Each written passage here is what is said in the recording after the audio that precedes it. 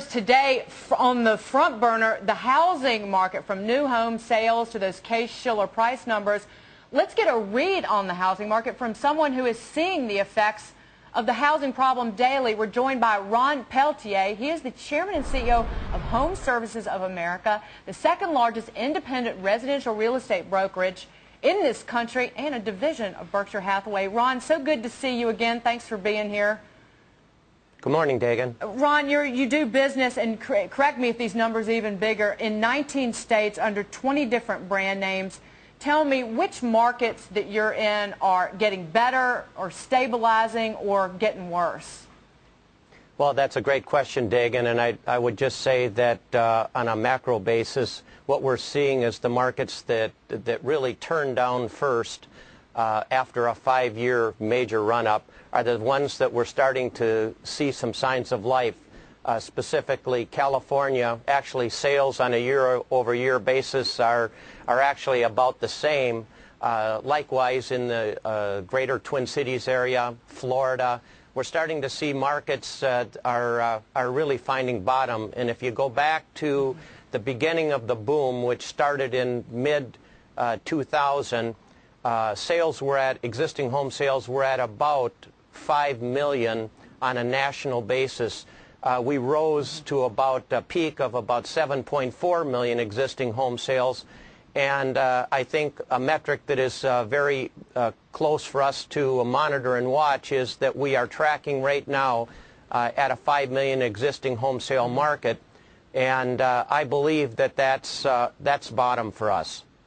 Ron, what about, so Americans have not turned their backs on owning a home. Are you seeing the lower prices attract people who might not otherwise be in the market for a house? Absolutely. I think what we saw, Dagan, is that after the major run-up, and clearly many markets saw home values increase by 100%, in some cases 150% over that 5-year run. What we've been seeing since, for the most part, since mid-2005, is those markets are giving back some of that appreciation. Interestingly enough, despite all the media attention, many of the markets that we just identified, home prices are still only off their all-time high, 15–16%. Other than what we see are the distressed markets, and I'd really like to highlight, because I don't know that the media has really identified. I believe we've got a bifurcated Ron, market. Go ahead, because I really want you to break this down. You said bifurcated. Just explain what you mean. Right. I think what we have is what I think is fair to look at is the primary market, established neighborhoods, established areas, and it is market by market. You know, those home prices are clearly within 10 or 12% of their all-time high. And again, I think we would all acknowledge that there was major run-up in prices from 2000 to 2005. And then what we have seen is, and those markets are still today very stable. And then we have the distressed market. And of course, when you look at distressed assets in any line of business, they come with a huge discount or a significant discount to their value.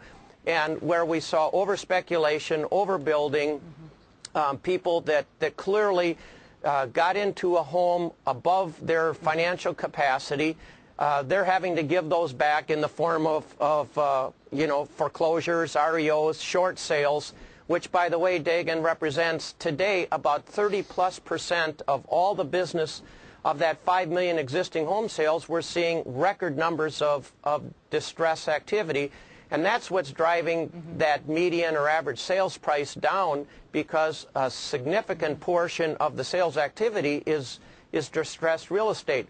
Right. But that's still a relatively small portion of the 110 million homes out there, 2 or 3, or even if you take it to 4 million potential distressed pieces of real estate.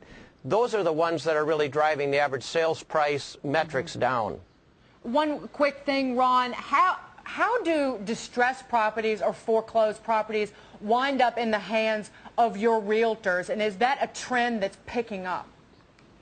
Well, it is, Dagan, and the fact is that most real estate operations around the country had not set themselves up, establish themselves as disposition companies for REO real estate. But because of the magnitude, we expect to see 1.5 million to 2 million foreclosed properties sold this year. I believe we'll see that same number next year, and it might take somewhere into early 2010 to wash all of this out. So we're focusing on, selling distressed real estate, REO business for the banks and disposition companies. It does take a special expertise, and clearly you have to be sensitive to the marketplace, because if it happens to be in your neighborhood and there's 2 or 3 foreclosed properties, those properties can affect the value of the existing homes or surrounding homes, and so there is a delicate balance there.